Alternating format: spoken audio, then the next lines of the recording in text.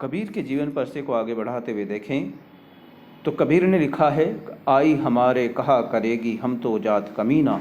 यही कारण है कि कबीर में हठ योग के प्रति इतना विश्वास है और नाथ पंथ के सिद्धांतों से इतना साम्य। इस विवेचन से ये सिद्ध होता है कि कबीर का व्यक्तित्व जटिल था। एक ओर वे मुसलमानी धर्म और उनके विश्वासों से परिचित होते हुए भी जिंदीक सूफी थे, उदार दृष्टि वाले थे। दूसरी ओर उन्हें नाथ सिद्धांतों तथा योगियों के सिद्धांतों पर भी गहरा विश्वास था और उनके गूढ़ अभिप्राय उनकी वाणी में समाविष्ट हैं। किंतु ये जटिलता केवल यहीं समाप्त नहीं होती। सूफी नाथपंथी योगी कबीर को वैष्णव कबीर ने आच्छादित कर लिया है। यद्यपि कबीर ने बताया है कि ता साहब के लागों साथा, दुख सुख मेट भयो रहो अनाथा, जा दशरथ घर ओतरी आवा, ना लंका का राव सतावा। फिर भी उनका राम वैष्णव है जो अपने अनेक पर्यायवाचियों आदि के साथ कबीर की वाणी में पूर्णतः व्याप्त है। कभी कभी तो ये विष्णु के अवतार में भी आस्था रखते हुए विदित होते हैं।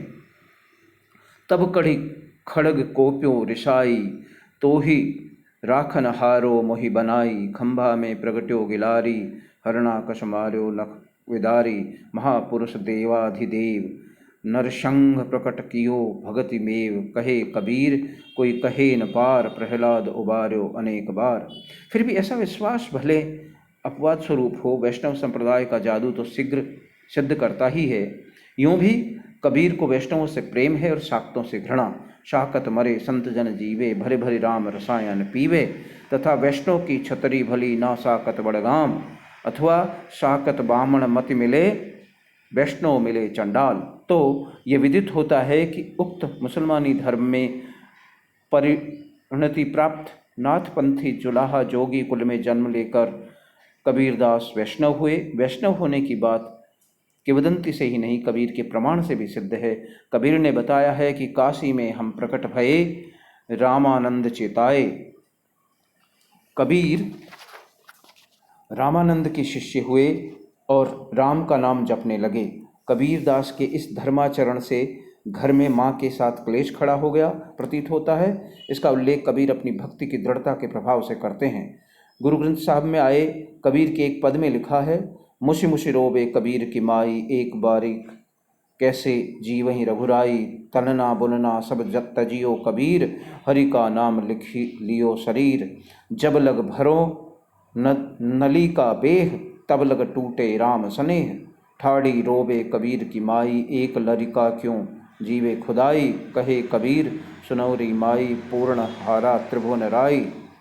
कबीर की माँ को पुत्र के लक्षणों से विदित होता है कि यह भूखों मर जाएगा। एक अन्य स्थान पर और ऐसा ही प्रसंग है कि नित्य उठ कोरी भगरी आवे, लीपत जीव गयो, ताना बाना कछु न सूझे, हरि हरि रस लपटियो, हमारे कुल कौने राम कहियो, जबकि माला लई निपूते तब ते सुखून भयो। कबीर ताना बाना छोड़कर राम नाम जपने में संलग्न हो गए थे। इस राम नाम को जपने में जो कबीर के कुल में कभी न जपा गया था, इस जप के समय से ही कबीर के घर में दुख ने डेरा डाला और सुख चला गया। कबीर ने दुख चाहा भी था। सुख के माथे सिल परे, नाम हरि का जाय, बलिहारी व दुख की पल पल नाम रटाए। कबीर ऐसे दारिद्र्य और दुखपूर्ण परिस्थिति में रहे हुए भी राम भक्ति में अटल थे। माँ तो इनसे दुखी थी ही, इनकी स्त्री भी प्रसन्न प्रतीत नहीं होती, क्योंकि एक पद में कबीर ने माँ के वचनों को यूँ उपस्थित किया है, मेरी बहुरिया का धनिया नाऊँ, ले रख्यो राम जनिया नाऊँ, इन मुंडियन मेरा घर घुंघरावा, बिट वहीं राम रमोवा लावा। माँ के इस दुख पर कबीर ने आश्वासन उसे दिया है, कहत कबीर सुनो मेरे भाई, इन मुंडियन मेरी जाति जान गंवाई। माँ को पुत्र के राम भक्त हो जाने का ही नहीं, अपने पुत्र वधू के रामजनिया हो जाने का भी खेद है। रामजनिया को व्यावहारिक भाषा की रामजनी नाम मानकर प्रियादास की भक्तमाल की टीका में कबीर के वृत्त में आए, बारमुखी लई संग से संगति भिड़ाने पर कबीर की स्त्री में वैश्यात्व के आरोप की कल्पना भी की जा सकती है, पर कबीर की माता को तो राम शब्द के कारण क्षोभ है। उक्त पद में कबीर की स्त्री का नाम धनिया लिखा गया है, पर कबीर के पदों में आए लोई संबोधन से प्रचलित किंवदंती को जोड़ देने पर ये विदित होता है कि कबीर की स्त्री का नाम लोई ही था। ये लोई स्त्री भी कबीर की माता की भांति कबीर से असंतुष्ट थी। कबीर ने लोई की आपत्ति और अपना उत्तर एक पद में दिया है। टूटे तागे निखुरी पानी, दुआर ऊबर झिलका बहिकान, कूच बिचारे फूल फाल, यहाँ मुंडिया सिर चढ़ियो काल, दुहू मुंडिया से गलो द्रव खोई, आवत जात नाक सर कोई, तुरी नारी की छोड़ी बाता, राम नाम बाका मनुराता, लड़की लरिकन खेबी नाही, मुंडिया अनुदिन धाई जाही, सुनि अंधली लोई बेपीर, इन मुंडियन तज भज शरण कबीर। इस पद में लड़की लरिकन और लोई शब्द ध्यान देने योग्य हैं। कबीर ने विवाह किया था, उनके संतान भी थी। ये प्रसिद्ध ही है कि कबीर ने अपने पुत्र की संपत्ति परिग्रह वृत्ति को देखकर कहा था कि बूढ़ा वंश कबीर का उपजो पूत कमाल, हरि का सुमिरन छांड के जगत ले आया माल। इस विवरण से कबीर के व्यक्तित्व का एक दूसरा पहलू स्पष्ट होता है। एक ओर जहाँ कबीर आध्यात्मिक तथा धार्मिक उपलब्धियों में संलग्न थे, वहीं दूसरी ओर गृहस्थी के संघर्ष को भी मस्ती के साथ झेल रहे थे। घर के व्यवसाय को उन्होंने छोड़ दिया था, पर वह हरि चर्चा के आधिक्य के कारण शिथिल हो गए थे।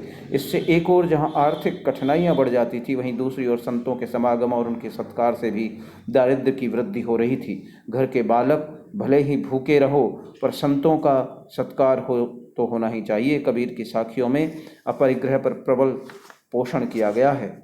साधु गांठिन बांधही पेट समाता लेई, साईं के सम्मुख रहे जह मांगे तह देई, या जो जल बाढ़े नाव में घर में बाढ़े दाम, दो हाथ उलीचिए ये सज्जन को काम।